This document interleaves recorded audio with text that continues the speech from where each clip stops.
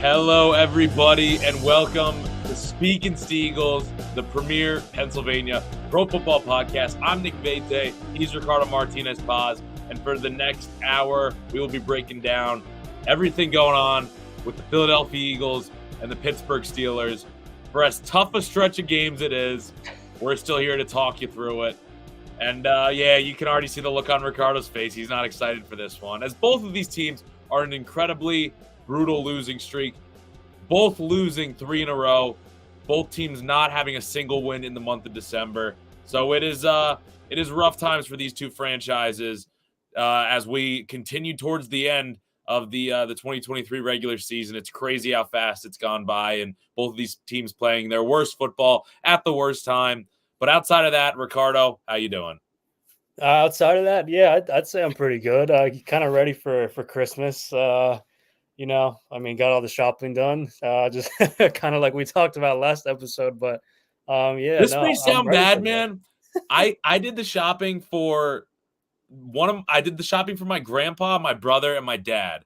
I haven't done anything for my grandma or my mom yet, and I still feel like I'm ahead of the game because that's how late I usually wait to do my Christmas shopping. So I got to go down to New York City tomorrow. So hopefully when I'm down there, I'll be able to find something for my mom and grandma, and then I'll be set. So I feel like I'm like kind of ahead of things this year. But honestly, for me, I know you didn't even ask me how I'm doing yet, and I cut you off. But I'm sorry. I'm just going now. Yeah, keep going, man. I'm in Poughkeepsie. We got 60 degrees and rain yesterday. From when we, went to Marist, they got the Christmas tree lit up on campus. It does not feel like Christmas to me at all. Been barely any snow. It's been warm. It's been rainy. It's been yucky. I haven't watched a Christmas movie yet. Like, I just don't feel in the holiday spirit right now. But at least on the bright side, I got my Christmas shopping done. And I don't know, maybe a nice Christmas present would be both of our teams winning this upcoming week. But anyway, continue. How you doing, Ricardo? You got your Christmas shopping done? Yeah, man, we're all good on that front. But as long as you get them something, that's ultimately what matters most. So, but yeah. I do feel that it doesn't feel very Christmassy, very wintry right now. But it's strange. It's I really wish there was more snow. Like, I love snow at this time, but who knows? I feel like this year we're not getting much. But how about you? How are you doing? It hasn't looked good. And then oddly, I was talking to my boss for my other job with the Premier Lacrosse League, and he's talking to me. He lives down like in Virginia, and he's like, "Yeah, I'm gonna try and get out skiing this weekend." I'm like, how do you have snow in Virginia? Like, what are you talking about? I'm like, are you going somewhere? He's like, nah, there's a couple mountains in Northern Virginia. I'm like, all right, if they found a way to get snow on the trails, have a great time. But it kind of blew me away a little bit. That's funny, man. Yeah. Nothing up there, though. Yeah. I'm hoping to get on the slopes this weekend, but I don't know. We'll see. Then I was talking to you. I got this back neck injury that just popped up for me that I'm dealing with. So there's a lot going on right now. A lot going on. Holiday season, getting Christmas shopping done, thinking about snow, and obviously too, on top of all this is our football teams playing like dog shit. So there is that to circle back around to, man. It hasn't been good football. No, dude. It's been hard to watch the last few weeks. I mean, it's funny how these things work out. It's like both of our teams are on 3-game losing streaks right now. It's like, all right, every week, we're kind of like, all right, maybe a little more hopeful for the week that comes, or maybe I don't know, a different result, better result somehow, and yet we're in the same position, and it just feels like it's getting worse and worse. It's almost like rock bottom at this point for both our teams. Yes. I don't know. I thought last week was rock bottom. It's even worse. And I mean, at least last year and the first half of this year, whenever the Steelers lost, I just had the Eagles winning that made me somewhat happy. Now I don't even have that. Now I just have the Steelers losing and the Eagles losing. Yeah, so it's a lose-lose on both fronts, and then we're both just miserable. It's almost like therapy talking. I don't know. Maybe the Yankees will get Yoshinobu Yamamoto, and I'll be that'll be a nice little Christmas gift. Yeah, that'd be nice for you guys. I mean, front runners for him at the moment, but I think he's going to either the Yankees or the Mets. I hope it's not the Mets. I really hope not. But you don't want it to be the Mets? Why do you have a lot of coworkers that? Well, that, and like I'm a Phillies fan, so can't really support the Mets like that. But I just don't want him to go to the Dodgers, man. No, I don't either. That's where I don't But want I to think be. I think it's going to be one of those three teams, and I think it's going to be the Yankees or the Mets. Honestly, You know what? It would be nice if the Giants would get him, but they're probably not going to. yeah, They right. just always miss out. They've been trying to get every big name free agent for the past 5 years, and they're one, and then they just overspend and spend $100 million on Jung Ho Lee, Exactly. the Yeah. KBO guy. Yeah, so I don't Oh know, man. man. We'll see how it all unfolds, but that's enough baseball for one Speaking Steagles episode. Let's jump into the football a little bit.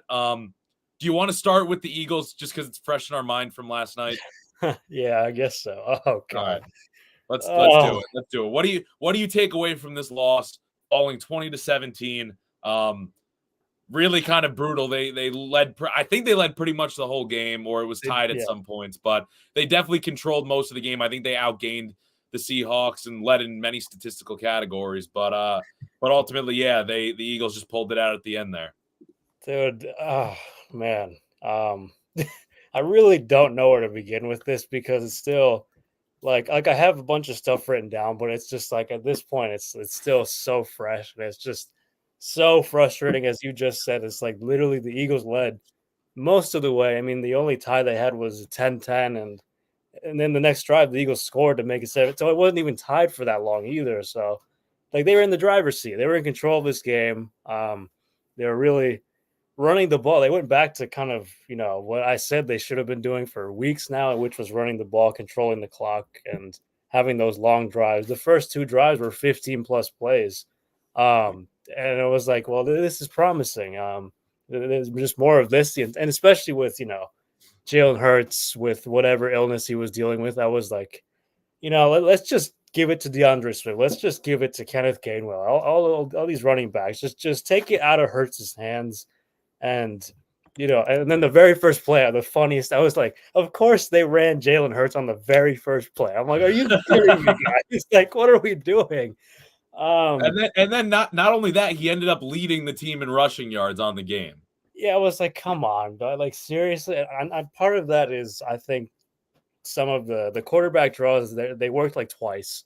Tush push, I mean, obviously, that that's kind of unstoppable, and that's just a given at this point. And then some of them were just scrambles, and I think that the Seahawks had some good coverage, but also just some of the play calling. It seemed like receivers weren't getting open downfield, and some of the situational football was quite questionable. And I mean, that's ultimately at the end kind of what led to their demise. But I just, yeah, I know I'm kind of rambling here, but it's Yeah. just this is a game. Like let me just say, like for context, like you had everything to play for. I'm not saying you don't now after this loss, but you had a chance to stay, to go toe to toe with the Niners for the 1 seed and really give yourself a cushion for the NFC East after Dallas lost to the Bills. They got absolutely destroyed, got beat like crazy. That was kind of shocking to see, but and so going into this game, you thought maybe that the Eagles would find themselves,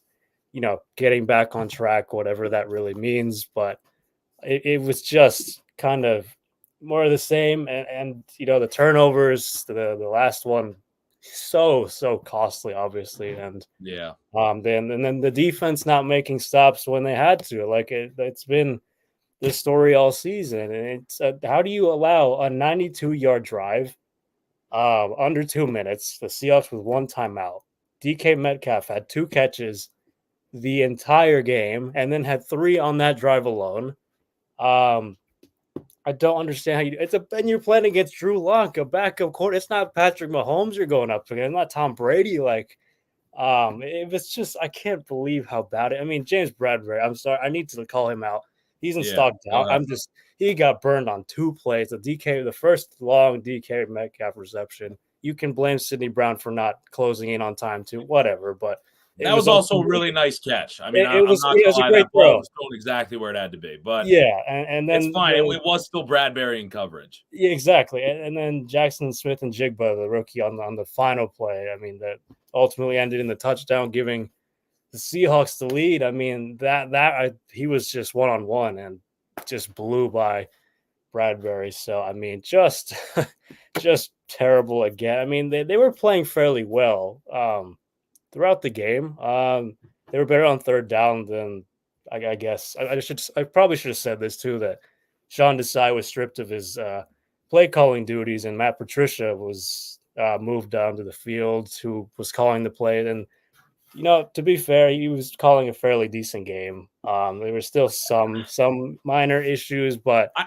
feel like we have to spend a second on that though, because I yeah, feel like okay, that's a bigger conversation just because of, how much we talked about the defense struggling coming into this game. And yes, they did play better in this game. I mean, if you take away that last drive, they really kind of dominated the Seattle offense to a certain degree. And I think it's also just a bigger story of not just Patricia taking over, but the aspect of these coordinators, Brian Johnson and Sean Desai, just have not done as good a job as what Jonathan Gannon and Shane Steichen did last year in Philadelphia. And that's something that I feel like we haven't talked about a lot.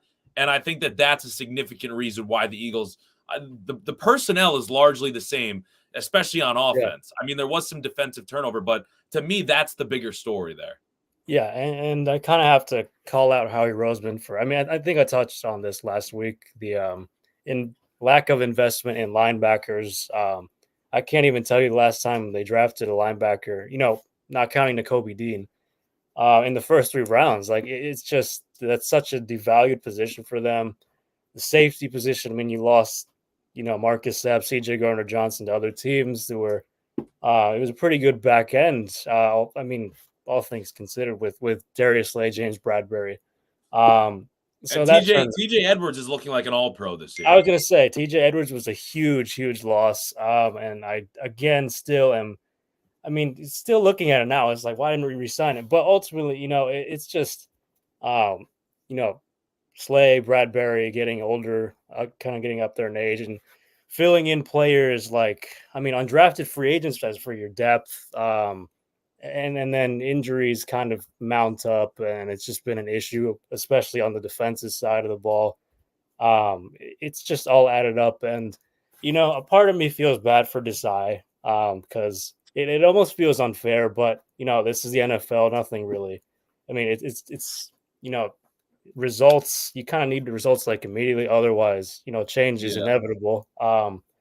And Especially with a team like Philadelphia. I mean, it's not like they're in the shoes of a team like the Steelers that is trying to build to something. It's like this is a team that was in the Super Bowl last year and is yeah, trying to get back to that.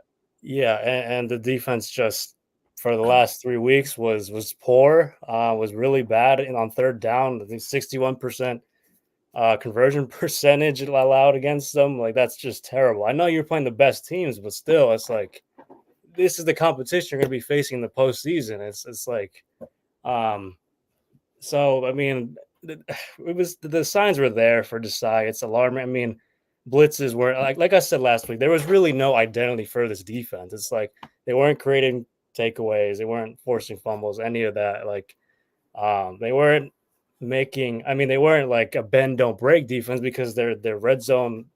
They weren't going to the red zone defensively either. So, um, I guess I don't know. I guess I always my question is who made this decision, because from what I've been reading, it's been, I think, a Jeffrey Lurie and Howie Roseman decision, not necessarily Nick Sirianni, because To go to Patricia?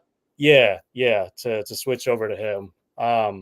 And I mean, if that's true, then I don't know. That's kind of out of Sirianni's control. But then again, it's also Yeah, like I also feel Sirianni like that should have that would be control of concerning to that. me as to how the organization is just being run. I mean, Yeah, obviously you yeah. want it top down from ownership and general manager, but if they're having a say in how Nick Sirianni, the head coach, is organizing his coaching staff and play callers, I mean, I think that's a little bit of an indictment on Sirianni.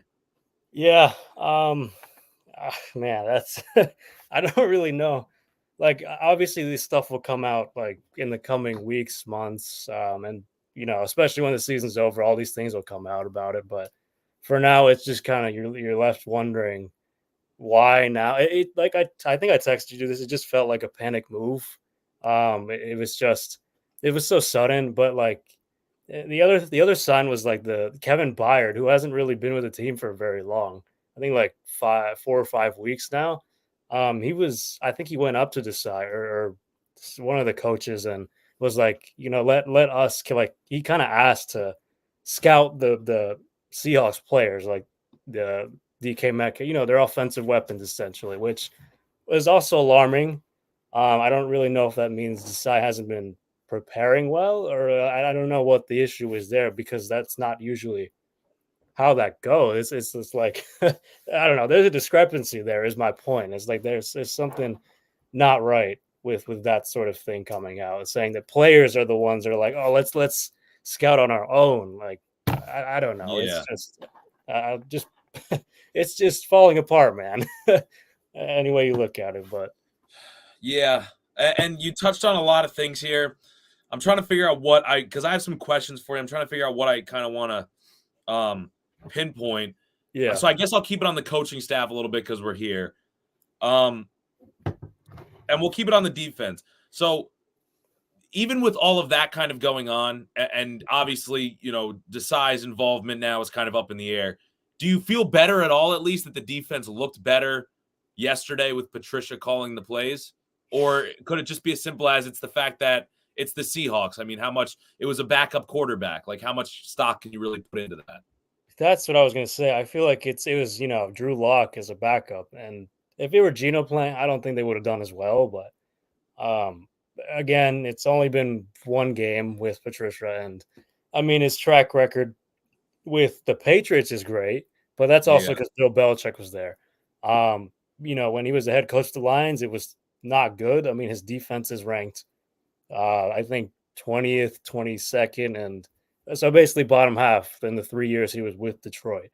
Yeah. So if you talk about recency, not Yeah. feeling great about it anyway. It's just like, Part of that, I feel like also to play devil's advocate, like when you're trying to coach a defense and also like manage everything that's going on from a head coach's perspective, that's an added challenge. I mean, that's why we see right, guys who are, offensive gurus sometimes. Like Brian Dable was brought into the Giants as this offensive guru, and he's not even calling the plays in New York because he's got too many responsibilities on game days. So right, I don't know. Maybe that's again, just devil's advocate here, but right. you know, I don't know. Maybe I'm just trying to find some sort of positive out of this. That like, hey, maybe the defense can be better than what it was the 3 weeks prior, when Right. Desai was calling the plays, and also when they were on the field for we've talked about this at volume, on the field for a ton of snaps and a lot of games in a short amount of time. So again, I'm just trying to play devil's advocate a little bit there, but I mean, Yeah, yeah, obviously the defense is still got to be under a microscope moving forward. yeah, it will be, and especially with these weaker opponents you're going to be facing the next 3 weeks, like you're expected to perform way better than you have the last few weeks. But there's really no other way to say that. It's just you're Yeah. playing inferior opponents. You have more talent, and you got to execute. That's kind of how it's supposed to go. But You'd also like to see them be able to turn in a performance like they did towards the start of the season where they just shut down a team's run game. I mean, yeah, Kenneth Walker had a pretty good game. And it's like, I feel like that's when the Eagles defense was playing the best this season, was when Jalen Carter and Fletcher Cox and Jordan Davis were just they were playing like the best run defense in the NFL. And, yeah. it hasn't been that as much. I also talked last week about the pass rush not being as prolific, but I mean, I feel like if they could just really limit a team's running attack and make an offense one-dimensional, it would help their secondary. Yeah, no, it definitely would, especially with Darius layout. I think going back to the point of how they've played so many snaps, that's definitely a factor. They didn't play as many snaps this time around, but still, it's like it's kind of adds up, and it's not something that just goes away after a week. It's like, oh, you didn't play as many snaps this week, but like it's still there. Like you're still very much like kind of bruised up, kind of worn out from weeks prior. That's how every team is. Like that's just the nature of the game. So I'm not really using that as an excuse for that, but it's Yeah. just at least I feel like for the couple of games, it's the two tight end sets that really throws the Eagles' run defense off. That's something they've really struggled, at least from what I've picked up just watching games. It's just I don't know. They just can't seem to figure it out when you have more than one tight end there. So Yeah. I don't know what they have to do to fix that, but that's It's tough, man. Yeah, and again, I feel like that circles back to the issue of just like the lack of investment in the linebackers, and you're asking That's guys yeah, to keep doing more than really what you're paying them for. Essentially, I mean, yeah, it's like when you have these guys like Cunningham and Moreau that you kind of just almost took off the scrap heap to come into the year, and they're overplaying already, and then to ask them to do more is a lot. I don't know, as Shaq Leonard continues to be brought into the fold more, if that could help at all, but yeah. that's pretty much all I had for the defense. I don't know if there's anything else you want to add on the defense before we talk about the offense a little bit more. Um, no, there's nothing on defense, but offensively, yeah, there's certainly some opportunities that were missed. I guess I'll just get into that. I mean, the very first one was the false start on Jason Kelsey on that 3rd and 1 that he had in the. They were up 7-0. They were at the Seahawks 3-yard line, and I mean, Kelsey admitted this after the game. He knew it was a flag. He knew it was a false start because he moved the ball like from where it was originally spotted. I mean, that's something he even said was like, "Yeah, I've been doing that for like years," and they kind of warned me about it. And I mean, they made the right call. So that's and then they ended up kicking a field goal instead of scoring a touchdown. If that false start didn't happen, they're obviously converting on a tush push on a 3rd and 1, like automatic. That's just how it goes, and they Yeah. probably would have scored a touchdown because they would have been at the 2, and they would have been up 14-0. And but no, instead that penalty set them back and sailed for 3. So that was kind of missed opportunity there for sure. But I mean, the end of the game. I mean, there was 2 really like glaring moments. The second to last drive they had. I mean, they were running the ball and they with 2:15 left, it was 3rd and 7. Obviously, a passing situation, but forced the Seahawks defense forced an incompletion. I mean, I don't really know what the play call was there because it seemed like there were receivers running downfield, but like there or upfield, I should say, but there was no like intermediate route. So Jalen Hurts kind of had to make something out of nothing, and I mean, they didn't. I mean, he threw an incompletion, so Yeah, stop that the was the play clock. where he was kind of running back and forth from one side of Yeah, the field and to the it's other. like Yeah. I'm Yeah. not really sure what the call was there. I don't know if he was trying to go Yeah. deep or something, but again, it's like situational football. It's like at least get within like 2 yards because if it's 4th and 2, you might consider going for it. Yeah. And the clock will keep going. Maybe take it down a 2-minute warning. Maybe the Seahawks use their final timeout to stop it from hitting the 2-minute warning. I don't know. And then they're forced to punt and oh man, the 92-yard drive. Again, I'm still baffled by, but the final one I'll say is just It's the just end of the game. Oh, sorry, you go. it's just so brutal that it's like there's just no sustained drives late in games. They just are incapable Yeah, of it.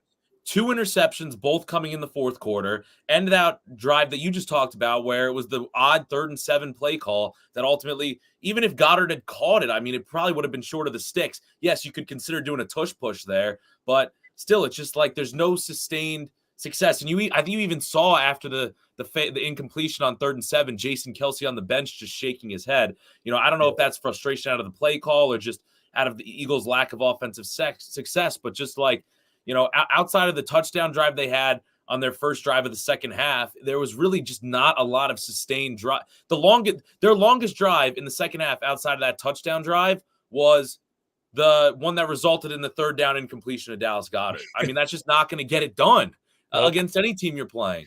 Yeah, that's yeah, bad man. I mean, it just the offense, Jalen Hurts, Sirianni, Brian Johnson, they all deserve blame for it. I mean, whoever called the play, I mean, which is typically Johnson. Yeah, I mean, if they got a first down, the game's over. Yeah. And then the whole 92-yard drive doesn't happen, and yeah, just poor situational football again, poor play call. Like it's more of the same, man. It's I don't know how many times I'm gonna have to say this that it's like the play calling is just questionable and some of the biggest moments. I don't understand it, man. Like I know Well, part of it's inexperience, but like you have Sirianni there who has also been in these kinds of situations for years now. I mean, he was in it with the Colts for a year. Like it's not like this is new. This isn't foreign territory. You're like, yeah. I don't know, man. It's Well, just I think this gets into a bigger conversation about like that again, like I started to bring this up last week, and I mentioned it, a couple minutes ago. Like some of this has to start being indictments on Sirianni, man. I mean, it's like Yeah. the offense has not been the same all season without Shane Steichen, and Shane Steichen up in Indianapolis is leading a Colts team with Gardner Minshew at the quarterback to a possible division title this year in his first season as head coach. As crazy as that is to say, I mean, I think that's what part of it has to, fall on is it's like, yes, I understand that Nick Sirianni may not be the one calling the plays, but, then that's an indictment on him for, his next best option at play caller being Brian Johnson with no success. And if it's not working out, like, you got to take the reins on it a little bit and kind of, again, we don't know if in the big moments maybe he is having influence on the play calls, but to me, it's got to circle back to Sirianni. Yeah, and I don't know if I've brought this up before, but Sirianni does have a say. Like there will be times where he'll pick a play over like what Brian Johnson calls. Like Yeah.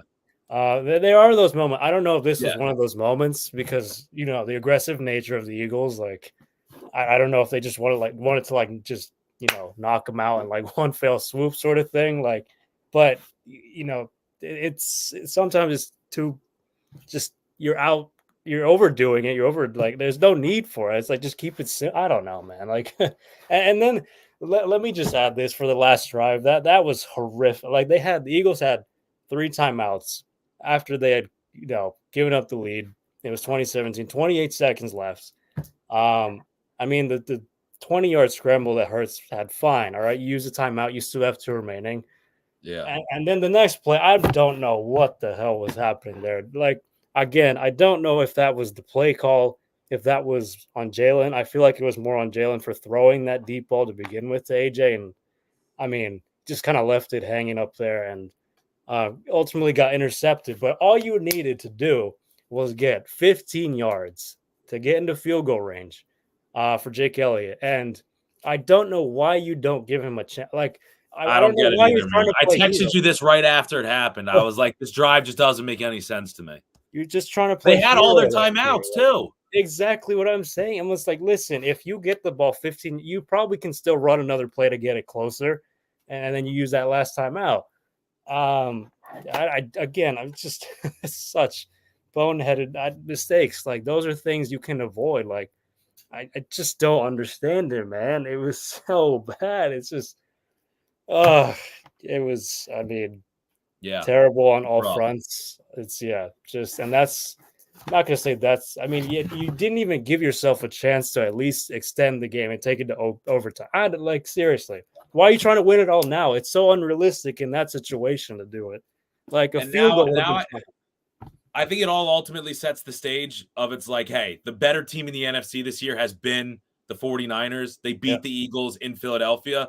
So, honestly, like I hope the Eagles still win the division, but I think it's only kind of like the Eagles are going to have to work for it this year, and they're going to have to, win a tough game in the playoffs and then also have to go to San Francisco and beat the 49ers. So, they've dug themselves this hole a little bit. They have 3 weeks against bad opponents to right the ship. And then, you're going to have to work for it because of this hole you've dug yourself in the regular season. Yeah, I don't even know if beating these teams is going to do enough for you because, like, yeah, you can beat the hell out of these teams, but, like, when it comes to the better opponents, I mean, it's either been you got your ass kicked or it's come down to literally the final play or something like that. Like, I don't know, man. It's just not a recipe for success right now. This is the worst, like we said at the top, sort of like the worst football you could be playing right now. So, yeah, it's rough, man. It is rough. I think this is a good time that we can kind of transition a little bit from the Eagles to the Steelers, but still topic. I want your take on this because I feel like you also kind of when we were talking yesterday a little bit while the game was transpiring, you kind of alluded to this, but it feels like both the Steelers and Eagles had like unsustainable recipes for success when they were winning in the first half of the year. And now the chickens are kind of coming home to roost, so to speak. Like the wagons are coming full circle here where it's like, this is the reason they're on these losing streaks is because they were winning in unsustainable ways. And now in crunch time, when, you're getting down to December and really you need to be winning these games, they're ultimately not doing so. Yeah, just not delivering when they have to. It's like this is when you're supposed to play your best football, man. Like, Yeah. and this just doesn't help. Losing three in a row is not what you were. That's not where you want to be right now. So for either Yeah. team. Yeah. So And I mean, for the Steelers, I'll kind of get into them a little bit. I mean, a 13-30 loss to the Colts, a team that I talked about this all last week in the preview. Like, they're right there. You got to beat them to kind of really keep your playoff hopes alive to a certain degree. And I mean, in a situation like that, to have 30 unanswered points is just absolutely unacceptable. Any way you slice it or dice it, any way you cut it. And, ultimately, one of the main reasons it happened is because the Colts just dominated on the ground game, 170 yards rushing, led by Trey Sermon. I don't even remember the other running back's name, who was one of their lead rushers. Yeah. I mean, the Colts outgained the Steelers 372 to 216 in yards. The Steelers had 3 turnovers to the Colts, the Colts having no turnovers. And the Steelers ultimately had 8 penalties. I believe it was their most penalized game of the season for 101 yards, which in a game with really you've been playing bad football for 2 weeks in a row, your season playoff hopes might be on the line. For them to come out and lay an egg that badly, a lot of it has to fall on Tomlin. I think some of it falls on, the entire coaching staff. I think a lot of it falls on the fact that their quarterback play is just arguably as bad as any team in the league, maybe outside of the Jets and a few other franchises. Yeah. And, really, I think it's just a lack of heart and willpower from individual players. And we'll get into that a little bit more. But just really my first kind of big takeaway is just absolutely unacceptable performance to have that happen after 2 awful losses in a row, to get blown out by a Colts team that you're fighting for playoff positioning with. It's just like, if they miss the playoffs this year, come back to this stretch of games, and really this one that was, if this isn't the final nail in the coffin, the priest is coming into the hospital and giving your last rites. That's where the Steelers season is at. Yeah, it's oh my, like, I just need to say this, that Zach Moss, first off, was their backup running back going into this game. Yep. He got injured in this game. And then, for, like you said, Trey Sermon, he was on the Eagles before the season started. Yeah. I think he was on the Steelers team at one point, like last season or something like that. I think he was, actually. Yeah, and like on the practice squad or something. But yeah, like, he's a journeyman. Like, oh my God, to have allowed, like 88 yards, and then Tyler Goodson, I don't even know who that guy is. He's like a 4th-string running back. Like, he had 69 yards, like 6.3 yards. Like, it was just bad. Like, when I hear the name Tyler Goodson doing that against the Steelers, I think of that like meme or the GIF of the little young blonde kid where he goes like, "Who are you?" Yeah. Talking about Tyler Goodson, because I have no clue who he is. And him and Trey Sermon gashed the Steelers for 170 yards, man. It's unacceptable.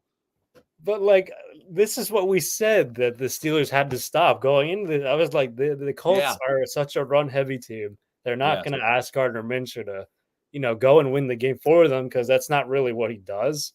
And it just, man, you just made it way like so difficult for themselves, like just not being able to stop the run, and especially against those guys, people might not really like we know like Trey Sermon just because the Steelers and Eagles just by association, but I like common fans not gonna know who they are. Like, basically, you just got run all over by a bunch of nobodies, like a bunch of guys you picked up off the street. Like, that's sad. 100%. And the worst part of it, man, is that even with all that being said, the Steelers were still down 24-13, I believe, going into the 4th quarter. Oh my God, yeah.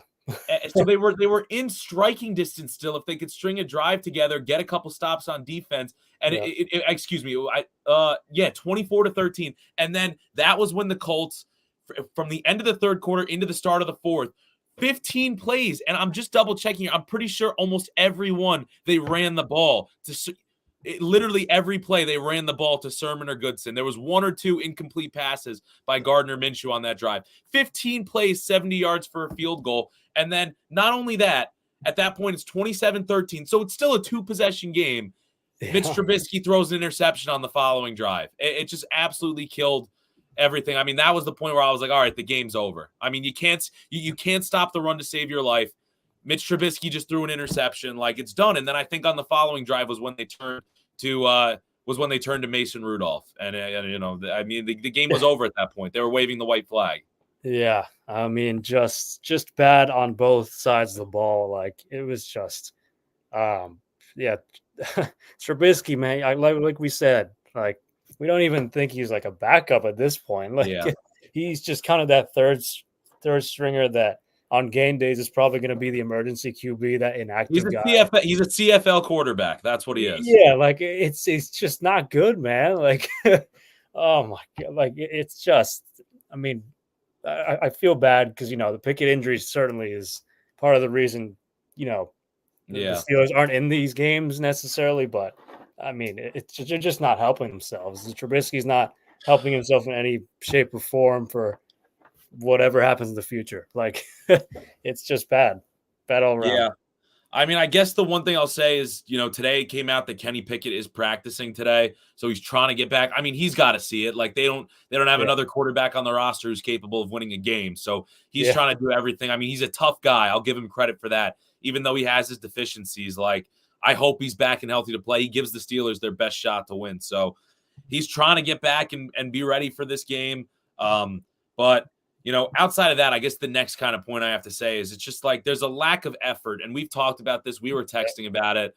The term that I heard yesterday that I really liked was from Bart Scott, where he said, the Steelers have space cadets. And I couldn't agree more. Guys like George Pickens or Deontay Johnson, where they're in space, they're in their own world. They're not concerned about what the team is doing. They're not oriented towards the team's success. And, I think Patrick Peterson really said it best after the game, where, he just kind of said, there's guys on this team that don't buy into making winning plays, play in and play out. And when you're not giving your all and doing your job to the best of your abilities, play in and play out, that's why you get run over for 170 yards on defense. That's why the offense is as anemic as it is when you don't have guys playing 100% each game. And part of that is on Tomlin, but part of that I feel like, I can't pinpoint what guys it may be on defense that Patrick Peterson is talking about. I honestly don't know for sure. But to me, it just comes down to that. And obviously you see Deontay Johnson and George Pickens as kind of the poster children for that on the Steelers roster. But it's something that's got to be addressed in the offseason, because even though, there's people out there in the media and fans that are calling for Tomlin's job, I'm still a Tomlin guy. I still think at the end of the day, he's one of the best coaches in the NFL. And he doesn't deserve to lose his job. It's a collective effort between the entire coaching staff. And I think decisions that have been made with personnel over the years, the way that they transitioned off of Ben Roethlisberger was a combination of Tomlin, Omar Khan to this point, and also Kevin Colbert, the old GM.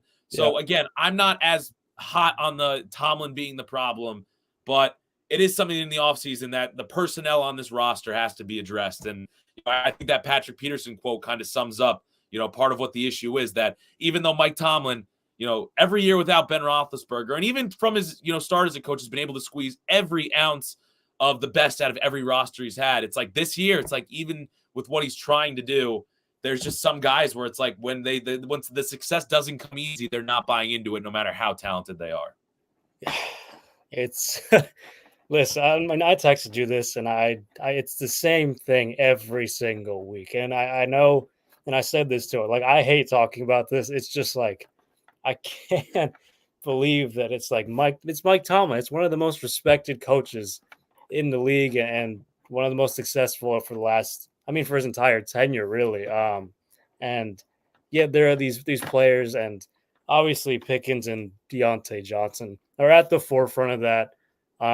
And it's really hard not to point fingers at them because it's so visible on the field too. It's not even off the field. It's literally on the field too, like how pathetic their work ethic is. There really is no work ethic there. There's no desire. There's no buy-in, like you said. It's just, I don't understand how, there's only so much a coach can do when it comes to that. Like it ultimately comes down to the player, like their motivation. But clearly for those two and maybe a few others who maybe not be as obvious, they're in their own world, like you said, and it's really hindering this team. It's really holding them back from like they have talent. Like it's not like they're a bad team. It's just these personalities are, I don't know, man. They've got to change. And, It's and I just do think part of the issue is that they don't really have that. Like, I believe Kenny Pickett can be the leader of the leader of a locker room, the leader of a huddle, the voice of, leadership for an offense. But when he's hurt, he can't do that. And when he's on the field, you also got to perform. And he hasn't always been able to do that either. So that's why it starts to create this disconnect. And especially when he's not there, we've only seen it get magnified. And it's been really, whether it's the sideline outburst or Deontay Johnson getting in a fight with, Minkah Fitzpatrick, or now Patrick Peterson calling out guys, it's just continued to become a problem throughout the season. And I just don't know if it gets better, when these remaining 3 games. And I mean, I told you, I'm still going to root for this team to make the playoffs, get to 9 wins, and give, this team a shot at being, disruptive in the playoffs. But with where we are now, man, I said this yesterday. I don't know if a 7-10 finishing record isn't the worst thing for this team. To kind of be a little bit of a wake-up call and really kind of shake up the personnel in this roster and try to break away from this mediocrity and really kind of try to reset things for the next kind of cycle of trying to build the roster back up to being legitimate, because I do think some turnover is needed. Yeah, they're in some capacity. I mean, like you said, people are saying maybe it should be Tomlin that's gone. Maybe I can't buy into that. I don't either. Fully buy into that. But we'll continue to talk about this as the season progresses. Just kind of, if this can, I'm sure this is going to continue to be a conversation, and it's going to be a conversation into the offseason of kind of what they do to get out of this continuous 8-9 or 8-8, 9-8 cycle of mediocrity, and, just getting to that next level of like, okay, do you want to just be able to be 500 and scratch the 7 seed, which is again what they're going for this year? How can you find the way to make that next step and really be a AFC North division winner again and be a legitimate threat for a conference title? That's what it's got to get back to. So a couple other things that we could touch on briefly. The injuries are really piling up. The safety position has been absolutely pillaged, with Minkah Fitzpatrick going down and now DeMonte Casey suspended for the season, which, I mean, look, it was a brutal hit, but it's also not like he was necessarily leading with his head. I mean, Minshew also put the receiver Michael Pittman in a brutal spot, but again, it's being appealed right now, so we'll see what happens.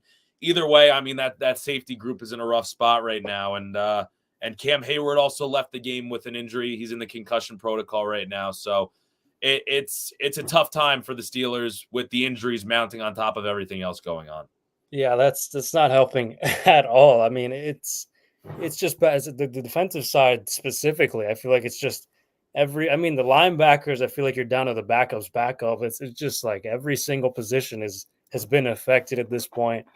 It's it's brutal, man. It's not doing you any favors. And that's also part of the reason why, the Steelers have struggled defending against tight ends and sort of the middle of the field. But again, they're not really excuses. It's just that it's got to be that next guy up sort of. But like you can't not say that it hasn't affected them, the injury. Yeah. So 100%. So we'll keep an eye on the injury report. And honestly, the best thing that can happen is, Mike Tomlin's already said if Kenny Pickett can't go, it's going to be Mason Rudolph. So the best thing that can happen for the Steelers is just Kenny Pickett being healthy to give him the best chance to win. But let's quickly get into stock up, stock down before we preview Week 16. I'll start with the Steelers. Stock down, I've talked about it at length, the QB position. Trubisky isn't it. We've seen Rudolph in the past. If it's not Kenny Pickett, it's going to be a crapshoot at quarterback for the Steelers. So it's a stock down for me there.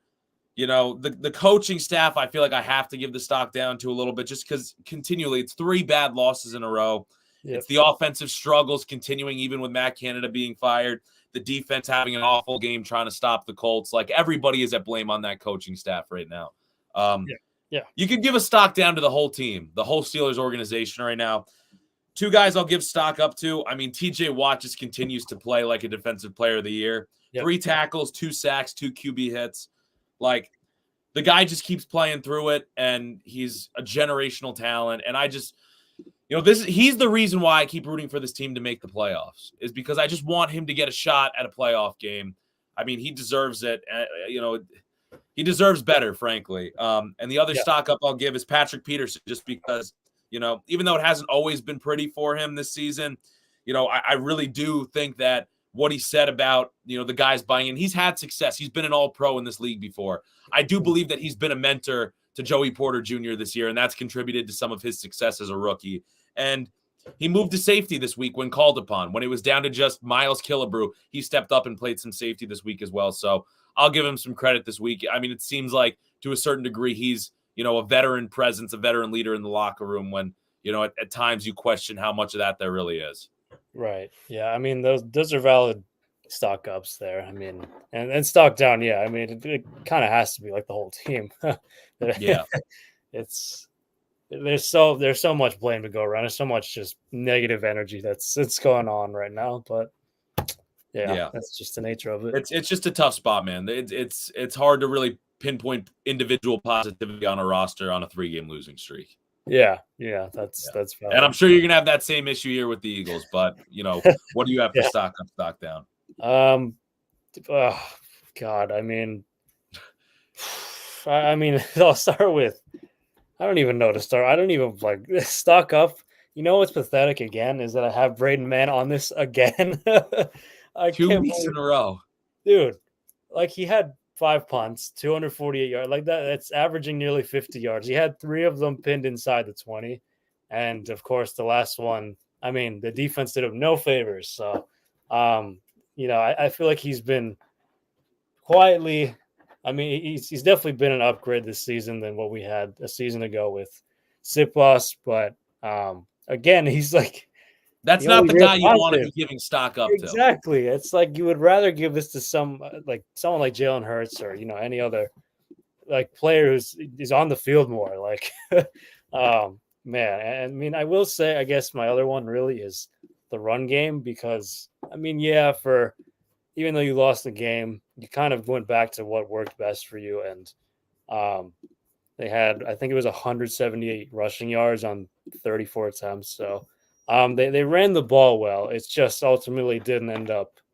I mean, it's not like it didn't go for nothing, but it almost, it just couldn't cap it off with that one drive I was talking about with the 3rd and 1, like the tush push, and I'm sure they would have run it in, but that was really the only bright spot of the offense. Stock down. I mean, really, it's like the whole team. I mean, I literally put any offensive mind on the final drive or the final 2 drives of the game. Like, I think that's kind of the best place to put it is like kind of like how I kind of gave a stock down to the whole coaching staff. I think a stock down for the Eagles. Yeah, I think it's valid to say whether it's Brian Johnson, Nick Sirianni, and Jalen Hurts, or a combination of all 3, like some blame has to go on them, because it's the guys who are making the decisions, calling the plays, and also delivering the football. Just bad all around, man. And then I have to put, I already said this with James Bradbury, like got torched on the last drive, man. Like, God, it's brutal. It's brutal. And it's not like there's really a better option. I mean, they're already down to Keely Ringo and Eli Ricks because of the injury to Darius Slay. So it's tough sledding. Keely Ringo didn't look bad. He had a few good moments, but still there's going to be those bumps. And it's kind of hard to afford those at this point in the season, but that's kind of what you have to deal with. But in any case, Well, let me, one other thing that I guess I kind of forgot to bring up too is, well, I guess I can touch on this when we kind of preview the next week of games. So let's just do that. Cool. I could start with the Steelers and the Bengals. It's in Pittsburgh. Here's where I'm kind of at before I talk about my keys to the game. Like, I said last week, like, that Colts game was really going to make or break the season, and I do believe that. The Steelers still have a shot here. I mean, if they don't win this week, this is it. This is it. You're not making the playoffs unless you win this game. This game is an absolute must-win by every kind of definition you can have in the book. So that being said, I'm still going to root for this team. I'm the least biggest guy into tanking that is out there. I'm so anti-tank, and so I'm rooting for Pittsburgh in this game. and I still want them to make the playoffs and squeak in at 9-8 if they can. So here's how I kind of think they can do it. 4 weeks ago, when they beat the Bengals, they held the Bengals ground game to 25 yards. Yep. No receiver went over 85 yards for the Bengals, and the Steelers controlled the time of possession battle, and they also forced Jake Browning into one interception. In the Bengals 3 games since then, we'll focus on the ground game at first. Again, the Steelers held the Bengals ground game to 25 yards. The Bengals have had 156, 111, and 80 yards rushing in the 3 games since. That's been a big reason for their success. The Steelers didn't allow a single receiver over 85 yards. Jamar Chase had 149 at Jacksonville. They had 274 the week after against Indianapolis and 324 yards passing versus Minnesota last week. So keeping those receivers individually hemmed in is big. And then the last key, the Steelers controlling the time of possession in that victory and forcing Browning into a turnover. Browning had no interceptions, and it was even time of possession against Jacksonville. They won the time of possession battle and the turnover battle against Indianapolis. And then it was even time of possession, and they won the turnover battle last week against Minnesota. So those are the keys right there kind of laid out. You got to limit the ground game. And, that's really why I think Jake Browning has had the success, because they've been so dominant running the football in those 3 weeks. So it's going to start and end kind of like last week on defense over, can you hold the Bengals ground attack and really force Jake Browning to beat you? And then that being said, I think then it kind of flips over on itself into, can the Steelers, make Jake Browning beat them, force a turnover, win the turnover battle. That's the biggest thing, is even if it's Mason Rudolph, don't throw any interceptions. Don't, turn the ball over and give the Bengals easy opportunities. And even though the Bengals defense has been playing better since that loss to the Steelers 4 weeks ago, they still give up the second most yards per game against the rush. So I really think the Steelers on offense now have to pound the rock, run the football, rely on their running game. Even if Kenny Pickett is in there, run the ball, control the time of possession, and really, limit the run on the other side. And I think that's kind of how they would potentially, create a winning formula for this game.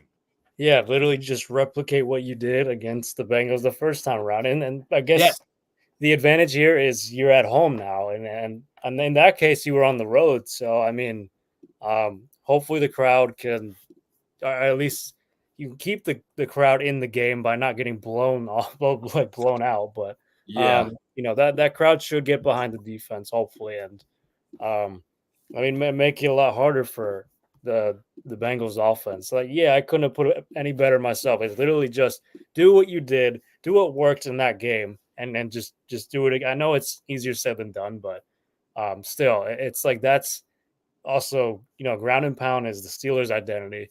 And then you have 2 backs who can do it. I mean, in different running styles, but still, it's like the 1-2 punch of Jalen Moore and Najee Harris. It's like that's what you have to rely on. Especially with some of the effort that the Deontay Johnson, George Pickens have put in the last, few weeks. Like, it's been apparent that the run game, has to be relied on more for that reason too. But it's just, honestly, this game could be as simple as whichever team is more effective running the football is going to win the game. It could just come down to that. That I truly believe that's the reason that the Bengals have continued this winning streak.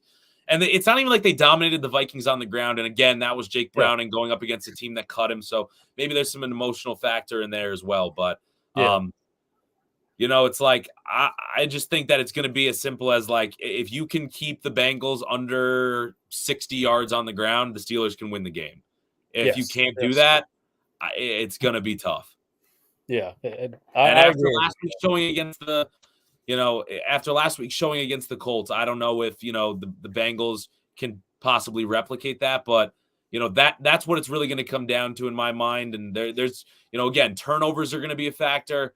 Not letting any receiver kind of pop off is going to be a factor, but really the biggest thing to me is just whoever wins the battle in the trenches is going to win the game.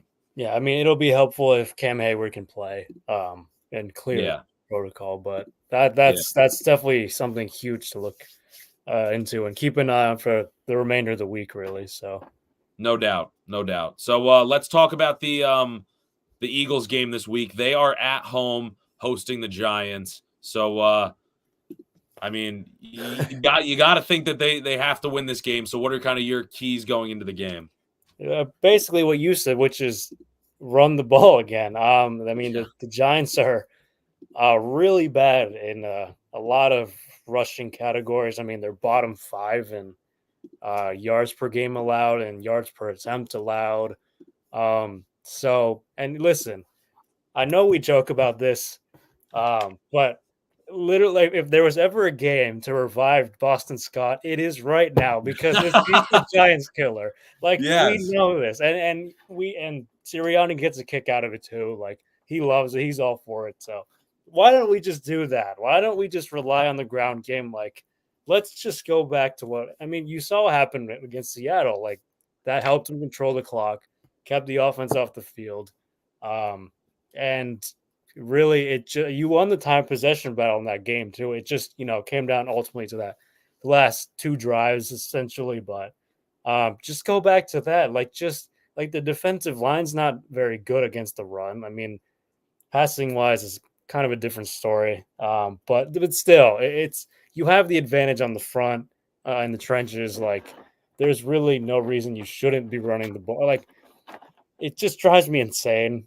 when it's like let's try and outsmart the other team. Like yeah, we should run the ball, but we're gonna throw it instead. We're gonna be aggressive. Like no, just go to the basics, man. Like that's what they've been saying for weeks. Like you got to get back to the basics. So run the ball then. Like that's it doesn't get more basic than that. Like I don't know. Like, but like let's not run Jalen Hurts to the ground either. Like let's be clear about that. DeAndre Swift, Kenny Gainwell, Boston Scott. When it's down in the red zone, I mean, give it to Scott. Like, let him score. Let him get a few. Let's bring him back from the dead because he hasn't been used at all this season. So, just run the damn ball. Like, seriously. Yeah, I mean, I agree. I think with this one, the biggest thing for the Eagles is just get back in the win column.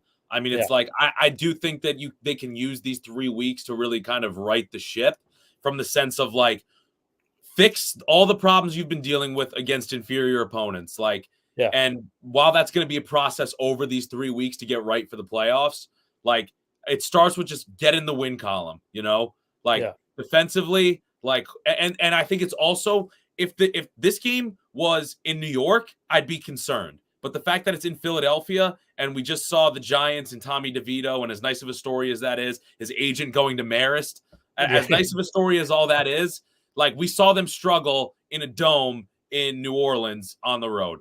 Like out in Philadelphia on Christmas or Christmas Eve, whatever day that they're playing, Eagles fans have thrown snowballs at Santa. Like it's not going to be easy sledding.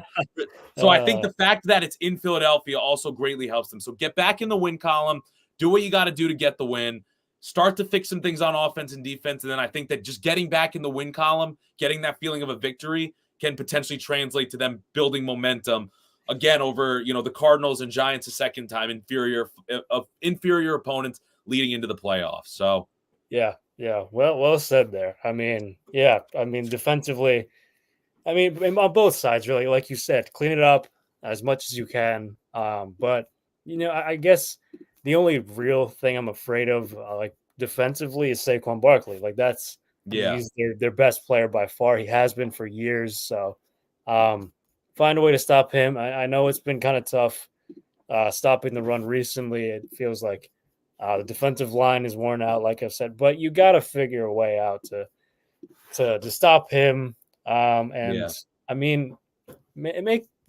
force Tommy DeVito to try and beat you. Like he couldn't do it against the Saints. So 100%. And so you're also, like you said, the Saints are at home. The Eagles are at home now. So like make Tommy DeVito try and win it. Like I don't think he's gonna be able to do it. Like, he's undrafted. Like, the story's cool and all, but like we're not here to mess around. Like, just get it right. Let's put it this way: I don't want to be watching this. What day? What day is it? Actually, Christmas Eve or is it Christmas Day? It's Christmas Day. It's Christmas Day. I'm gonna put it this way: my grandpa is a pessimistic sports fan. Grew up in New York City, so he still kind of roots for the Giants and Jets. I don't want my grandpa asking me on Christmas Day when we're watching this game, oh, this Tommy DeVito's playing well. Do you think he has a future with the Giants as their quarterback of the future? I want the Eagles to pound this kid into the ground, and I want the Eagles to dominate the game. I don't want that even being a conversation topic.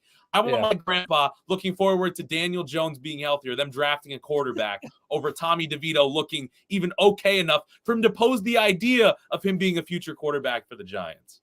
Yeah, that's exactly. Yeah, I love that. Yeah, that would be nice to avoid that conversation. But oh man, I would hear it from my uncle too because he's a Giants fan. So I'm going to be watching with him there. So I don't want to hear it from him either. So that's only more motivation. I mean, for us personally, but still, just do your jobs, guys. Please, like just get a win. Like seriously. And the one thing I alluded to before, I want to sneak this in here because I sort of brought this up before that I wanted to make reference to about the Eagles. Part of it, I mean, like I feel like we could still look at the Eagles a little bit with some optimism because there was a lot of adversity going into this game of Jalen Hurts traveling separately with the team, dealing with the illness. He was sick. They still outgained the Eagles. They still controlled the time of possession. And they still have 3 easy games to close out the season and right the ship. Like they can still correct things to a certain degree. And again, we already outlined everything that went wrong against the Seahawks, but there's still a positive outlook here that we can look towards. And there's also something, I don't know if you saw this. I heard this today, and I don't know if I'm saying it right. I think Jalen Hurts has the most rushing touchdowns of any quarterback in an NFL regular season since Cam Newton won the MVP back in 2015 or whatever it was. So it's like there's still a light. There's still a tunnel, and there's still a light at the end of it that the Eagles can find a way to just write the regular season and finish this regular season with just 4 losses, which at the end of the day isn't necessarily the worst thing. And again, it's going to take more than just winning. It's going to take them winning and doing it in a certain fashion to feel good about them going into the playoffs. But they have the perfect schedule to close out the season to do that. Yeah, much easier than Dallas's. And I don't think I said this before, but if the Eagles win out, they win the division. Like even if the Cowboys win out too, like the Eagles, they just I forget what the tiebreaker is, but they would have the same the same division record, and it might be conference record that ultimately determines this. But in either case, just win the game. Start with one game at a time. Just win this one. So and again, it's like the Giant or the I was about to say the San Francisco Giants, the San Francisco 49ers are likely going to be the 1 seed, but you can still win the division, like you said, and be the 2 seed and force the rest of the teams except for San Francisco to come to Philadelphia in a playoff game. So So there's that to still play for and just right the ship. You know, this Eagles team still has a lot of talent on it. So you want to get into predictions? Yeah, dude, let's do it. All right, let's do it. Well, last week with the Eagles, I had them winning and covering. You had the Eagles winning and covering, so we were both wrong on that end. Great. For the Steelers, I had the Steelers winning and covering. I was wrong. You had the Colts winning and covering, so you were right for that game. The Steelers and Bengals play on Saturday, which is the 23rd, so they play on Christmas Eve, 4:30 game. That's going to be a fun day for me, man. That's going to be my first day skiing on the slopes. Getting back out on snow, and then I get to come in at the end of my first day out there and watch the Steelers game. So that would be real nice to have them get a win. They're currently 2.5-point underdogs at home to the Cincinnati Bengals. I can go first here, man, and because of everything I just laid out, I'm going to be positive. I think that they got to win this game. I already laid out the formula for them to do it. They got to stop the Bengals running game, and they got to lean on theirs and just win the turnover battle as well. Those are the most important things. Really win the battle in the trenches. I'm going to have them winning 17. I'm going to have them winning 17-14 as the final score, and I hope Kenny Pickett is back and healthy. So that's what I'm going to predict here. No crazy scores, nothing like that. just cover the spread and get the win. Fair. That's valid. And that's like you said, kind of if they replicate that formula they had the first week or the first time around against the Bengals, but dude, I hate doing this to you every single week. It's fine, man. Do it. I hate it. As I'm cheering for you guys, like genuinely I am, but it's just like from just off the recent last few weeks, it's one team's trending in one direction, one is in the other. So I'm just based off that, I'm gonna pick the Bengals, 20-16, and so I have them covering the 2.5 spread. So, yeah. I mean, hey, you're right. It's teams trending in opposite directions, and it's hard to really pick the other way until you see it, right? Yeah, exactly. So, hopefully they prove me wrong. That's kind of what we go into with this, but yeah. All right, well, let's move to the other game now. So the other game, like you said, it's a Christmas Day game, Monday at 4:30. It is the New York Giants at the Philadelphia Eagles. Eagles favored by 11.5 on FanDuel. I was a little bit surprised it was that big, but when we kind of talked through it, I guess there's a lot that makes sense, especially with how the Giants kind of looked last week. So what's your prediction here? All right, so this is going to be a really specific prediction. I'm going to say the Giants cover, a backdoor cover. Whilst they're going to score like in garbage time. It's going to be 30-20. Eagles win. I don't know why I'm thinking it's going to be like the Giants cover when it like doesn't matter, but that's just how I see it. I don't know. I feel like that's a pretty big spread, just generally speaking too. I kind of like it because it is a big spread. I was kind of thinking the same lines of, it's like I can see the Eagles kind of winning this one without really concern, and being kind of a wire-to-wire victory, and just like getting that win, just getting that back in the win column, like I said, and start to set the foundation for kind of like correcting all the issues that they have to fix before the playoffs. I think all that can happen, and the Giants still cover it. And I'm kind of thinking along the same lines where it's going to be 10 points. I'll pick the score a little differently. I'll say that it'll be 20. I'll say 28-17. The Eagles win and cover. Or no, the Eagles win, but the Giants cover. 28-17. All right. Which would be 11, so it would be within the 11.5. That is a big number, man. I mean, you can totally see a game where it's 28-17. The defense played lights out. The Giants got a random field goal at the end to cover, Yeah, exactly. Yeah. Yeah. That's what I feel like is going to happen, but we'll see. All right, man. And Boston Scott had, 4 touchdowns rushing the football. He scores all of them. That'd be nice. Just really. All right, man. Any final thoughts before we start to wrap things up here? Dude, we've been saying the last few weeks, but let's hope our teams just get a win. Yes, man. That would be a nice Christmas gift, along with the Yankees getting Yoshinobu Yamamoto. I'd be very happy going into Christmas if that was the case. And I hope you have a Merry Christmas, man. I hope you have a Merry Christmas, and we'll be back after the holiday and everything. And Merry Christmas to anybody who tunes into this at any point. But yeah, we'll be back, and the best Christmas gifts would just be us talking about this next week with a couple victories. We need a change of tone, man. As therapeutic as these episodes are, we badly need a victory here. Either team, for the love of our fandom, please. All right, man. Merry Christmas. Peace out, everybody. Bye-bye.